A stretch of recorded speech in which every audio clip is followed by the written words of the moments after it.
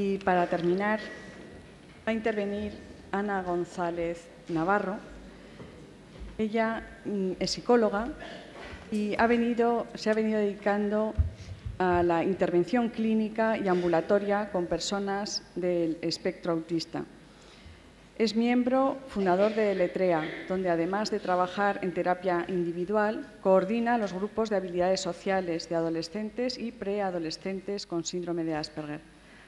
Junto con su equipo ha publicado algunos artículos en revistas especializadas y en colaboración con el Ministerio de Asuntos Sociales ha publicado 2 cuentos que tienen como finalidad explicar a los niños lo que es el autismo. Fue coautora de la Guía Naranja, que Deletrea escribió en colaboración con la Asociación Asperger España y próximamente, financiado por la Comunidad de Madrid y en colaboración con la Asociación Asperger Madrid, se verá publicado un libro en el que junto a su equipo han descrito estrategias prácticas para favorecer la integración escolar de los alumnos con síndrome de Asperger. Ana, puedes comenzar. Gracias. Bueno, pues buenos días a todos. La verdad es que para las personas que componemos el equipo de Letrea y para mí en particular es un honor poder estar aquí. El tema que hemos venido a presentarles ahora es si conviene comunicar el diagnóstico a los compañeros de clase. Y bueno, algunas de las cosas que les contaré ya han sido apuntadas previamente, que es lo que tiene hablar la penúltima en un congreso de estas características. Y en otras, pues bueno, esperamos poder aportarles alguna cosa nueva. En este sentido, tal vez el punto de partida sobre el que nos gustaría apoyarnos es que reflexionemos un poco acerca de lo que significa comunicar el diagnóstico a los demás. Y esto puede ser fácil de entender si nos planteamos que a ninguno de nosotros nadie nos pide que comuniquemos públicamente las cosas que más nos cuestan o nuestros puntos débiles, ni siquiera nuestras condiciones personales o sociales. Por lo tanto, puede ser bastante complicado llegar a hacerlo y la verdad es que hace falta mucho valor. Entonces, en ese sentido, les vamos a contar la forma en que consideramos que se puede hacer mejor respetando más a la persona con síndrome de Asperger y tratando de potenciar más la comprensión de los demás. La primera pregunta que deberíamos formularnos para ver si realmente esta medida es eficaz es tal vez si la situación de aislamiento social que viven muchas personas con síndrome de Asperger es una elección personal o si es fruto de la incomprensión. Es decir, si es el resultado del desinterés o de la falta de motivación o si por el contrario es falta de competencia social. Y en este sentido existen datos contundentes que demuestran que en líneas generales es insostenible pensar que el aislamiento pueda ser el resultado de una elección personal. Así, por ejemplo, existen muchos relatos autobiográficos en los que las personas con síndrome de Asperger han descrito situaciones desoladoras acerca de lo que para ellas supone no tener relaciones significativas de amistad con los iguales. Del mismo modo, existen muchas investigaciones que tienen un carácter longitudinal en las que se ha visto que, por un lado, las dificultades interpersonales que muestran las personas con síndrome de Asperger mantienen cierta consistencia a lo largo del tiempo, es decir, que constituyen el rasgo nuclear del síndrome, pero también presentan cierta variabilidad. Y esta variabilidad es la que provoca que mientras los niños con edades pequeñas, es decir, los preescolares y en la etapa de infantil, pueden preferir estar como observadores periféricos del juego social y pueden preferir no implicarse en relaciones con los demás, a medida que transcurre el tiempo esta situación cambia vertiginosamente. Y generalmente lo que sucede al llegar a la preadolescencia o la adolescencia es que casi todos ellos desean encajar en el grupo y desean tener amigos. Y es cuando esto sucede, cuando empiezan a aparecer situaciones de ansiedad, de tristeza y de falta de apoyo. Y esto ha sido confirmado en muchas investigaciones diferentes. Aquí les hemos presentado 2, y la de Carrington y Graham, que fue en el año 99, y estuvo centrada en la adolescencia. Un poco lo que vino a demostrar era que las personas con síndrome de Asperger tenían un deseo intenso de establecer relaciones de intimidad con los demás, pero que carecían de las estrategias para poder hacerlo y, en consecuencia, tendían a fracasar. Y otras investigaciones que lo que han hecho ha sido buscar datos más objetivos y para ello se han basado en escalas para medir falta de apoyo social y tristeza, han venido un poco a corroborar esto también. Con lo cual, desde diferentes frentes, los datos que tenemos son que, salvo excepciones, en general las personas con síndrome de Asperger querrían tener una vida interpersonal intensa, es decir, querrían tener amigos. Y como consecuencia de esta dificultad para establecer relaciones significativas, ellos adoptan una serie de estrategias. Estas estrategias serían, por un lado, enmascarar las dificultades sociales que tienen, es decir, aprenden mecanismos de compensación con los cuales un poco observan y adoptan, por ejemplo, posturas sociales de personas con éxito. Es decir, que lo que hacen un poco es mimetizar, como le sucede a un adulto que acude a Deletrea, que un poco lo que hace es reproducir todos los gestos de su interlocutor. Y Liane Holiday, que es una persona con síndrome de Asperger, explicaba un poco por qué ella hacía esto. Y lo que decía era que la ecolalia podía ser muy natural, en su caso. Decía, a veces sucede sin que me dé cuenta. Me imagino que es el modo en que mi cerebro ahorra energía, porque es más fácil copiar que analizar y dar una respuesta rápida a la sociedad neurotípica. Es decir, que este recurso es una estrategia que adoptan muchos de ellos y que sirve para disimular esta dificultad. Otros, por su parte, lo que hacen es recurrir a la ficción, que esto también fue comentado ayer, y en consecuencia lo que hacen es crear mundos imaginarios muy complejos. Algunos de ellos, de hecho, llegan a tener relaciones de amistad imaginarias muy sofisticadas, como Marta, que por ejemplo tiene una amiga que se llama Sonia, con la que todo sale fenomenal. Y Marta y Sonia, en su imaginación, hacen montones de cosas. Y esto, bueno, es una estrategia que ella tiene para eludir o para tratar de evitar afrontar la dificultad que tiene para tener un amigo que resulte exitoso en la vida real. Otras personas, por su parte, lo que hacen es desistir del intento de ser aceptados y, en este caso, muchos de ellos lo que optan es por adoptar posturas arrogantes. Es decir, que en estos casos lo que sucede es que desisten del intento y ellos justifican esta postura diciendo que en realidad no desean tener amigos y buscan activamente actividades de ocio individual. Es decir, que nos podemos encontrar estas tres estrategias un poco para eludir esa dificultad social. Entonces, ¿qué es lo que podemos hacer nosotros para tratar de mejorar esta situación y para tratar de que la persona con síndrome de Asperger viva más sentimientos y más momentos de aceptación y de comprensión por parte de los demás? Pues podemos adoptar una serie de medidas. Por un lado, podemos intervenir directamente sobre las habilidades sociales de las personas con síndrome de Asperger. Y aquí lo que haríamos sería trabajar objetivos de intervención, como por ejemplo mejorar el contacto ocular o mejorar la toma de turnos en la conversación, o como veíamos ayer en el vídeo, mejorar la distancia personal. Serían objetivos de intervención de carácter claramente individual.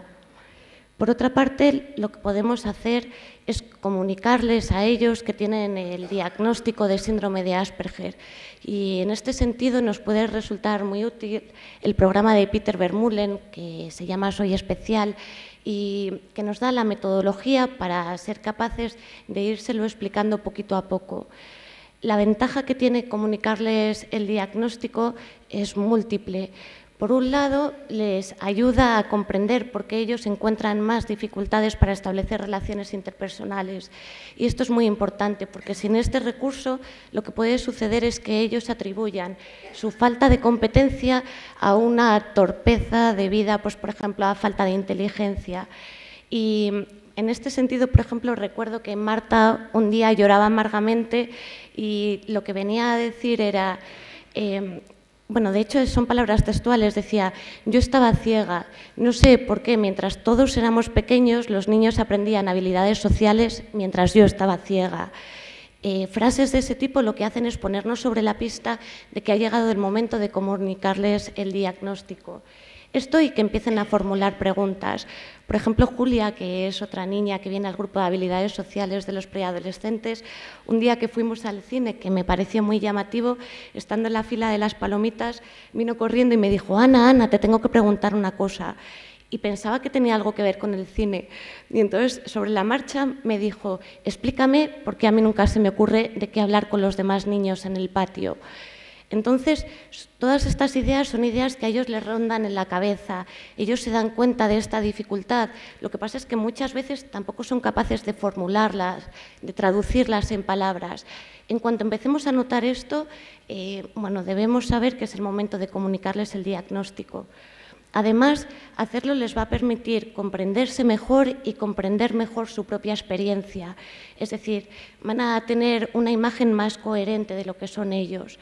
Les va a permitir también ser capaces de explicar con más facilidad a los demás lo que les sucede.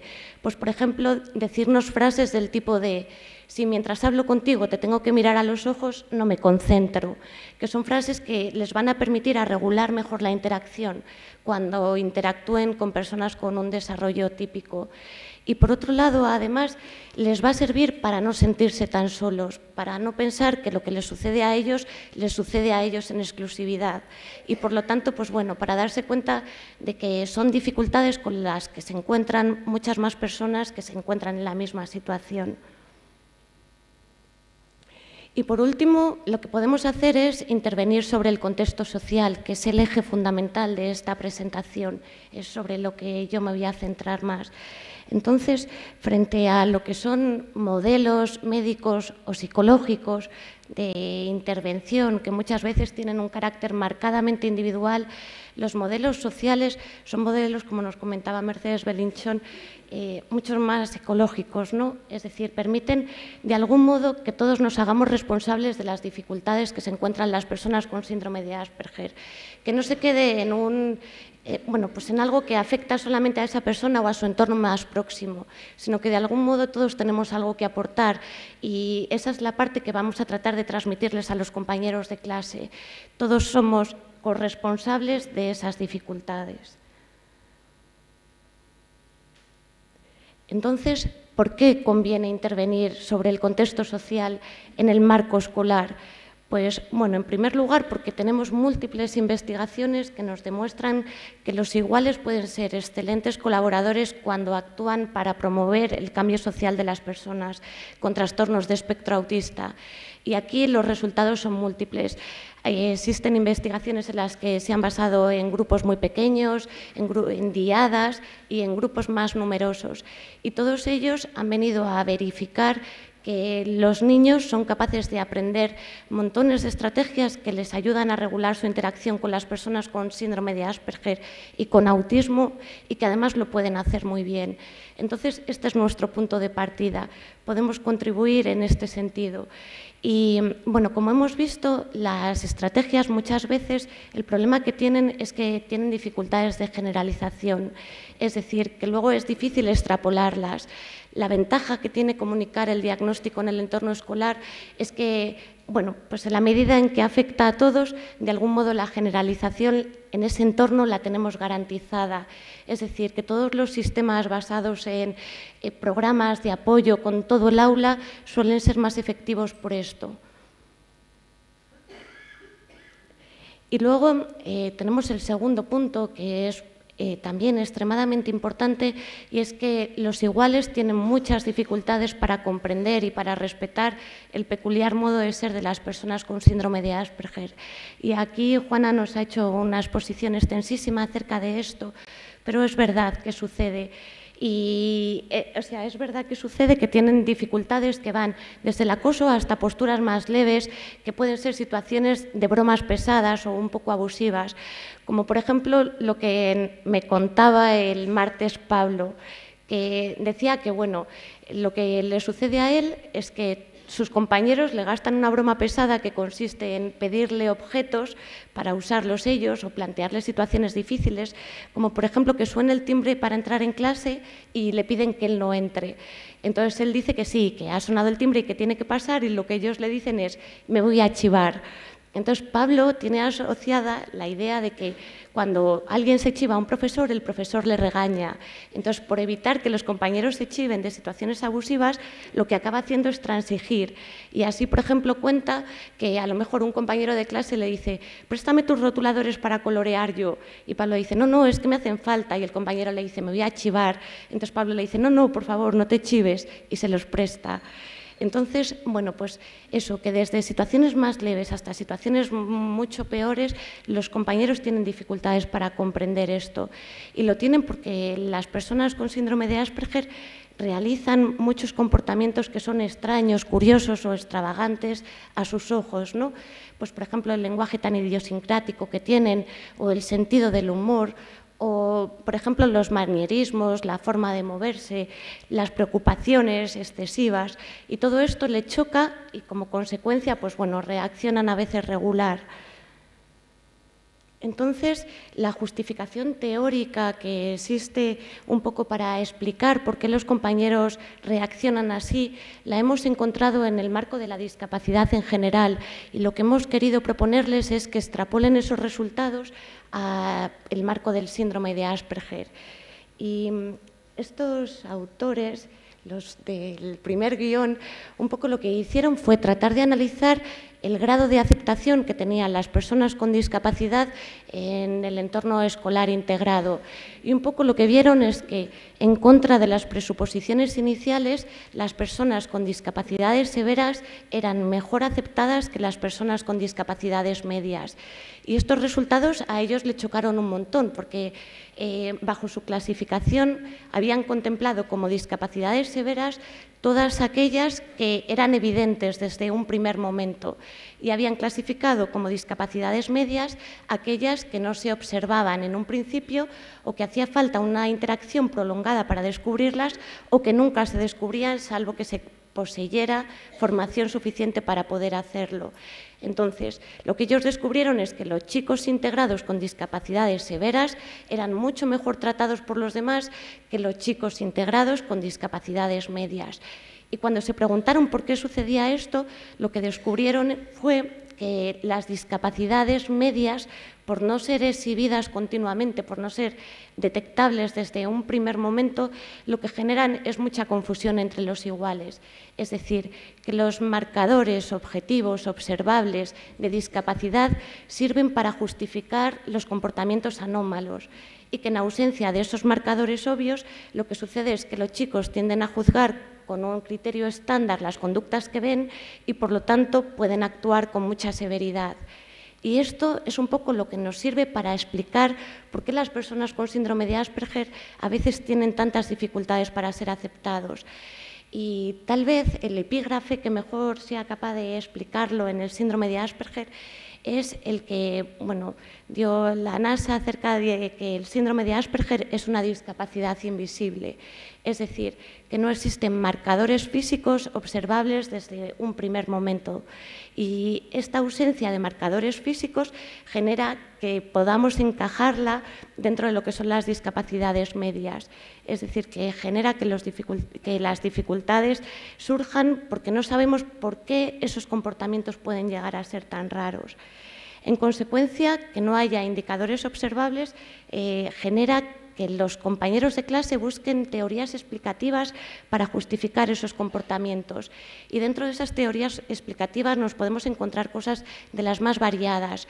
Por ejemplo, Pablo se ríe cada vez que a algún compañero suyo le sucede algo malo, y él sabe que está mal reírse, pero lo que dice es que la risa le sube a la garganta. Entonces, si un compañero se cae, se hace una herida, él no puede evitar morirse de la risa. Y lo que sucede es que, claro, ante ese tipo de conductas, los compañeros piensan: Pablo se ríe porque es una mala persona. Este tipo de teorías explicativas generan pues concepciones erróneas de lo que son los alumnos con síndrome de Asperger, y hay de todo tipo, y son las que un poco nos van a dar la clave acerca de cuándo conviene comunicar el diagnóstico a los iguales. Es decir, conviene hacerlo no sobre la base de edades cronológicas, sino cuando empiecen a surgir teorías explicativas erróneas, poco justificadas, o conductas hostiles o agresivas contra el alumno con síndrome de Asperger. Entonces, una vez que tengamos este punto, que hayamos llegado a este nivel y nos hayamos planteado si debemos comunicar el síndrome de Asperger a los compañeros, la decisión que tenemos que adoptar es con qué grado de intromisión lo vamos a hacer. Y aquí existen diferentes niveles de exposición de la persona con síndrome de Asperger. Podemos adoptar, por ejemplo, la medida de exponerlo a través de una asamblea de las diferencias. Y en las asambleas de las diferencias, un poquito lo que se hace es tratar de promover que todos los niños del aula expongan sus puntos fuertes y sus puntos débiles. Y dentro de ese marco en el que todos tenemos fortalezas y debilidades, se exponen también las dificultades y los puntos fuertes de las personas con síndrome de Asperger, de tal modo que ellos se encuadran dentro de un continuo en el que a todos nos pasa igual, que hay cosas que se nos dan bien y cosas que se nos dan mal. Por otro lado, tenemos la estrategia del círculo de amigos que nos comentaba antes Juana, y por último tendríamos la última, que es la que supone un mayor grado de exposición de la persona con síndrome de Asperger, que consiste en desvelar el diagnóstico. Entonces, para hacerlo tenemos que partir de una serie de presuposiciones que consisten fundamentalmente en una serie de consentimientos. En primer lugar, el de los padres o los tutores legales de la persona con síndrome de Asperger. Ellos, como personas responsables de su hijo, tienen la última palabra y decidirán si quieren que se comunique el diagnóstico dentro del aula o si no quieren. Y muchas veces, cuando nos proponemos hacerlo, lo que nos encontramos son muchas resistencias, porque hay padres que en un primer momento consideran que tal vez sea tirar piedras contra el propio tejado de su hijo. Pues un poco por esto, ¿no? Porque consiste también en hablar de los puntos débiles. Por otro lado, si ellos han accedido y quieren comunicar el diagnóstico, tenemos que contar también con el consentimiento de la persona con síndrome de Asperger. Y aquí lo que sucede es que muchas veces ellos también van a tener reticencias, fundamentalmente tal vez porque supone un grado de vulnerabilidad muy alto de cara a los demás y también porque pueden estar dentro de su propio proceso de aceptación de la etiqueta clínica. Y en ambos casos debemos concederles el tiempo que necesiten para acceder a hacerlo. Por otro lado, tenemos que informarles de la repercusión que puede tener comunicar el diagnóstico. Y esto es esencial, por ejemplo, de cara a la persona con síndrome de Asperger, para que no se formule expectativas poco realistas que al final solo le decepcionen o le defrauden. Por ejemplo, debemos explicarle que comunicar el diagnóstico no tiene la finalidad de que consiga más amigos, sino que busca la finalidad de que pues los demás le acepten mejor y que tengan una actitud más colaboradora hacia él. Por otro lado, a los padres, sobre todo en poblaciones pequeñas, debemos informarles de que es posible que la información salga fuera de los muros del colegio y que, por lo tanto, no se quede dentro del entorno donde se va a informar. Y, por último, el último pensamiento previo es que hace falta una relación muy estrecha con el colegio. Es decir, que la persona que vaya a informar del diagnóstico, que puede ser el propio chico con síndrome de Asperger, un profesional, un tutor, aquel que se decida, tiene que llegar a un acuerdo muy estrecho acerca de cuándo hacerlo, que generalmente nosotros pensamos que la mejor hora es la de tutorías, y acerca de cómo hacerlo también. ¿Ana? Sí. Voy. Y a la hora de hacerlo, es muy importante tener en cuenta esto que nos advertía Liane Holiday, que comunicar el diagnóstico no puede, debemos tratar de evitar que suponga que afecte a toda la persona. Es decir, que lo que vamos a tratar de explicarles a los iguales es que el funcionamiento cognitivo característico de las personas con síndrome de Asperger no invalida a toda la persona, sino que afecta solamente a algunas áreas de competencia y algunas veces incluso para mejor. Como nos decía ella, las diferencias neurológicas no significan incapacidad.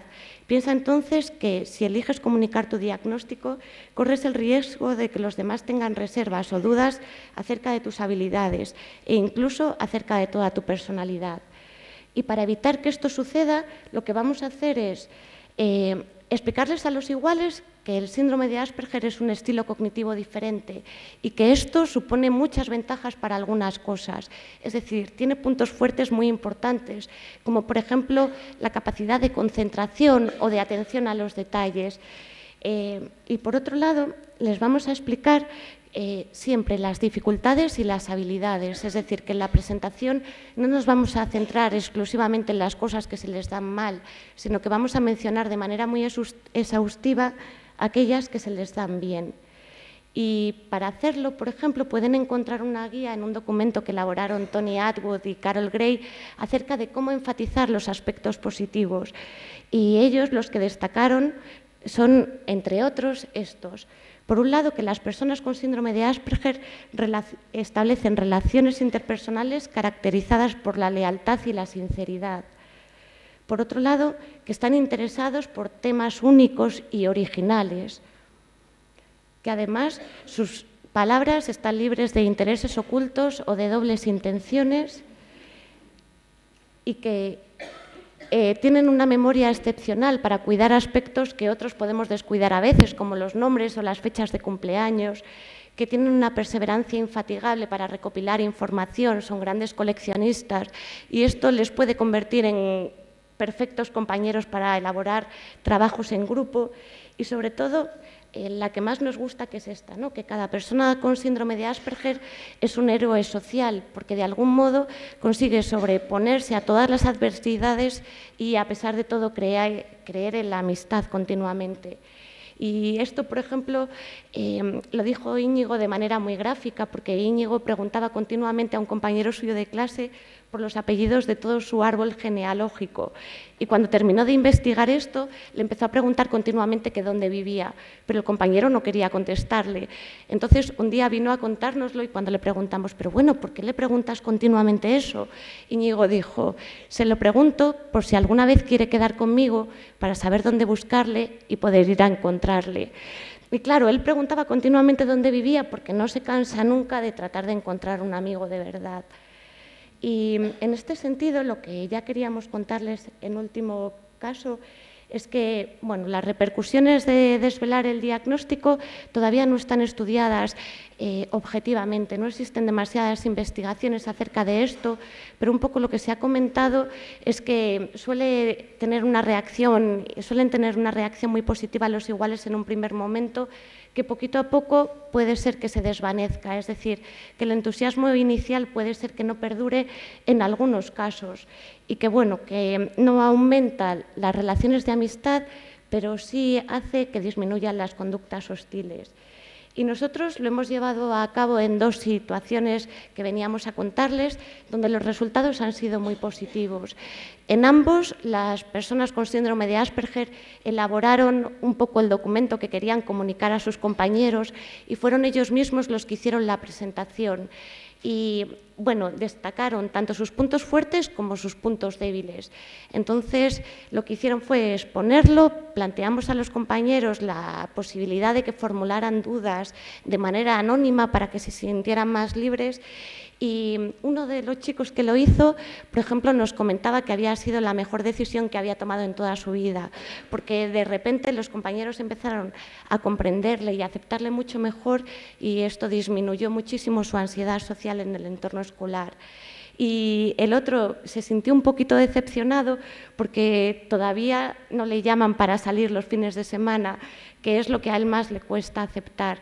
Entonces, han mejorado mucho las relaciones porque no le gastan bromas pesadas, pero dado que su meta es conseguir un amigo, pues en ese sentido le está costando más. Y hasta aquí es todo lo que queríamos contarles un poco acerca de comunicar el diagnóstico a los iguales. Muchas gracias.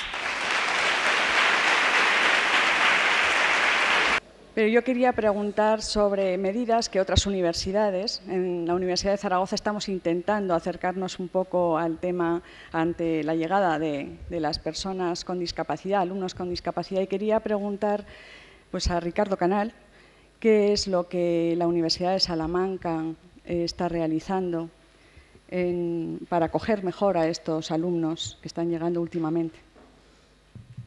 Bien, muchas gracias. En la Universidad de Salamanca existe un servicio que se llama el SAS, el Servicio de Asuntos Sociales, que dentro de sus objetivos tiene un área que se dedica al apoyo a estudiantes a estudiantes con distintos tipos de dificultades o de problemáticas, tanto pues, cuestiones de discapacidad como cuestiones de tipo social o adaptativo en general, con problemas también mentales, depresiones, etcétera.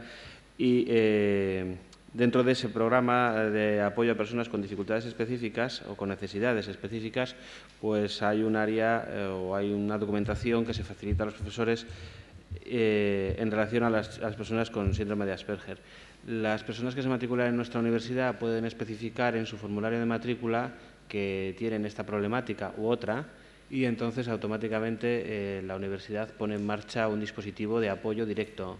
Se pone en contacto con los profesores y se les informa de que un alumno tiene esta problemática, pero no se les dice quién. Y luego se trabaja con la familia y con el alumno y con los profesores, y ya específicamente en función de las necesidades concretas de cada caso y de cada momento del curso, pues el chico recibe más o menos apoyo. En general, siempre hay una persona que le ayuda a través de la plataforma de voluntariado que tenemos, que trabaja tanto en el ámbito académico como fuera del medio académico, es decir, en el tema social. También los colegios mayores tienen un dispositivo de apoyo a estas personas que hacen que se integre en la mayor medida posible en las actividades y el funcionamiento cotidiano del centro. Aparte de estas cuestiones, nosotros tenemos una unidad asistencial donde, en colaboración, por ejemplo, con la Fundación AFIN, de Salamanca, llevamos a cabo programas concretos, específicos, sobre problemas, por ejemplo, déficits que presenta la persona y que necesita pues, mejorar en sus habilidades sociales o mejorar en estrategias de estudio o resolver un problema de ansiedad que le produce cada vez que entra al laboratorio y huele a no sé qué, o cualquier otra cosa. Entonces, sobre eso nosotros trabajamos específicamente, pero no solamente con el chico, sino también los profesores o los compañeros. Es decir, a veces el problema no es el chico, el problema es que el profesor pues, no lo entiende o no sabe lo que significa las dificultades que tiene la persona, o simplemente necesita una reestructuración cognitiva. Vamos, ponerle las pilas, que se suele decir, ¿no? Y entonces también trabajamos con los profesores y con los compañeros, ¿no? El trabajo es un enfoque, por tanto, destinado tanto al contexto como al chico. Creemos que no todo debemos hacerlo pasar por el chico, no es el que tiene que aprender más, mejorar más, adaptarse mejor, no, o sea, él sí tiene que hacer un esfuerzo, ya lo está haciendo, no, el esfuerzo es también por parte del entorno donde está, ¿no? Este enfoque es fundamental, es un enfoque transaccional que está dando un resultado estupendo en otros ámbitos educativos, en el ámbito de la atención temprana, en el ámbito de la enseñanza infantil, y también tiene que dar resultados en el ámbito de la enseñanza universitaria. Actualmente hay 2 chicos con esta problemática en nuestra universidad y personalmente yo pienso que van bien, pero vamos, que no es fácil. Muchas gracias. Hay un grupo de preguntas que están dirigidas a Juana Hernández y, por ejemplo, una de ellas es qué tipo de colaboración se precisa de la familia para formar el círculo de amigos, el programa de hacer amigos. Otra dice, el niño al que se le quiere crear un círculo de amigos nunca debe estar presente en las sesiones, ventajas e inconvenientes. ¿Sabe quiénes son los 6 o 8 compañeros que se han ofrecido? Y la tercera, tomas nota, Juana, para contestar globalmente. Cuando hay una situación de acoso grave y el centro no es capaz de contar con el círculo, ya se ha hecho la explicación a los compañeros por parte del profesional, ¿es una buena solución cambiarlo de centro, aunque esto suponga sacarlo de su entorno conocido?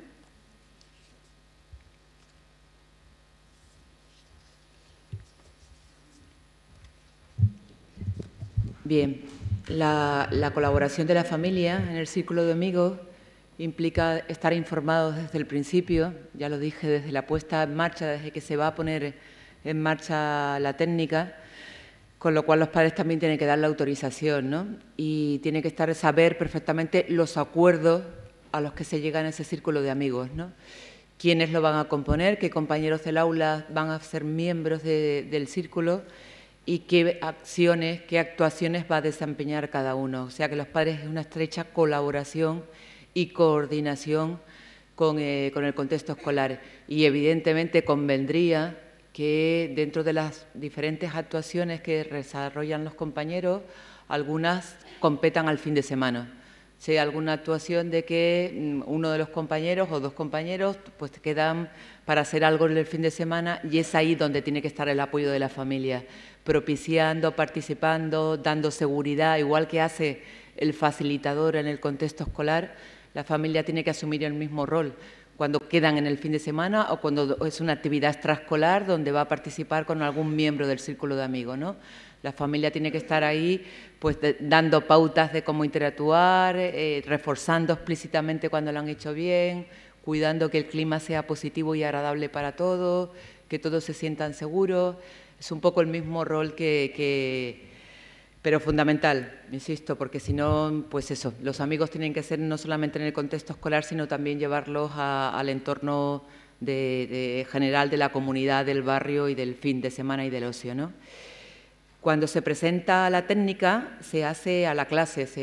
Cuando la primera sesión de la puesta en marcha de un círculo de amigos es la sesión que he dicho que se llama de explicar la importancia de la amistad, concienciar a los compañeros de si hay alguien en la clase que le esté pasando algo que es tan importante como ellos ya han visto, que es la importancia de la amistad, ¿no? Entonces, normalmente el chico está informado antes de que se va a tratar eso en el aula, y él tiene que dar el consentimiento de que se va a tratar de su problema en el aula, ¿no? Pero normalmente no está presente, porque es una situación en la que se provoca que los compañeros digan lo que tienen. Es una situación en la que se provoca que cuenten todos los buenos rollos y los malos rollos que tienen con ese alumno en concreto. Es que yo creo, porque yo intento hablar con él y él es un pesado, no sé qué. Es una situación de máxima sinceridad, máxima empatía, y es fundamental la primera sesión porque de ahí van a salir los voluntarios. Entonces, no conviene que esté el delante, porque ahí es donde van a sacar sus ideas, sus concesiones, lo que ellos piensan, el enfrentamiento que tienen. Entonces, es el facilitador el que va a estar ahí conteniendo, reencauzando, explicando para que comprendan sus necesidades. Por supuesto, desde que salen los voluntarios, el resto de la clase se va, se queda únicamente en los voluntarios, lo que es el círculo de amigos, y ya inmediatamente se le informa al chico con Asperger y ya se incorpora, porque él también hace su propuesta de dónde le gustaría que le ayudaran, en qué cosas le gustaría que le ayudaran, ¿no? Y creo que la última era si el círculo, cuando ya no ha funcionado el círculo, que cuando no había... Ay, María, lo siento. Cuando ya no funcionaba el círculo, que sí convenía... Es que no lo apunté. El cambio de centro, ya. Pues la verdad es que esto, por lo que dicen todos los expertos en el tema del acoso, que yo acabo de llegar a este tema, ¿no? Pero sí que dicen que un cambio de centro no es aconsejable, porque lo que hacemos muchas veces es reproducir el problema y volver a empezar, ¿no? Cuando hay factores de vulnerabilidad, cuando hay factores de grupos que tienden a actuar de una forma así poco cooperativo y poco sensible, pues es fácil que eso se vuelva a reproducir en otro colegio, ¿no? Entonces parece que mejor es el abordaje con todas las técnicas, con toda la batería. El círculo de amigos sería un aspecto muy concreto, pero hay muchas más cosas también que implica actuar a nivel de aula, a nivel de centro, a nivel de recreo, a nivel de... Sería mucho mejor eso, hacer ese enfoque general, global, en el centro educativo, que cambiar al chico de centro. Gracias, Juana. Hay un grupo de preguntas para Ricardo Canal. Hay dos que se refieren más o menos a lo mismo y dice que qué opinión, una de ellas dice qué opinión le merece que un niño de 10 años esté en una escuela especial con un currículum adaptado. Y otra, muy parecida, dice, un alumno con síndrome de Asperger suele necesitar un ACI. ¿En qué cosas sí que lo necesita? Una adaptación curricular. Y, o sea, la primera, son distintas, pero bueno, se pueden agrupar. 10 años en una escuela especial con un currículum adaptado, eso dificulta el paso al instituto seriamente. Y la otra es un alumno con síndrome de Asperger suele necesitar una adaptación curricular? ¿En qué cosas sí que lo necesita? Otra pregunta, otras dos preguntas, las agruparía también. Dice, ¿a partir de qué edad se le debe dar o se puede dar más prioridad a lo que le gusta que a lo que debe aprender? Otra, relacionada con esta, ¿cómo podemos buscar un equilibrio entre sus intereses, a veces restringidos, a animales, dinosaurios, ballenas, y el currículum escolar?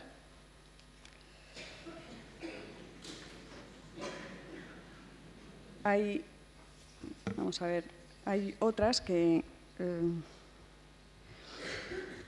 tienen ya un carácter diferente, es esa transición de una etapa evolutiva a otra. Si hay algo previsto en centros formativos de grado medio, cómo tratar y enfocar el futuro laboral de estas personas. ¿Qué posibilidad también de transición a otros ciclos? Dice, ¿qué apoyos y posibilidad de éxito tiene hoy un chico con síndrome de Asperger en el instituto o la universidad, con buena inteligencia, pero claros problemas de organización y planificación?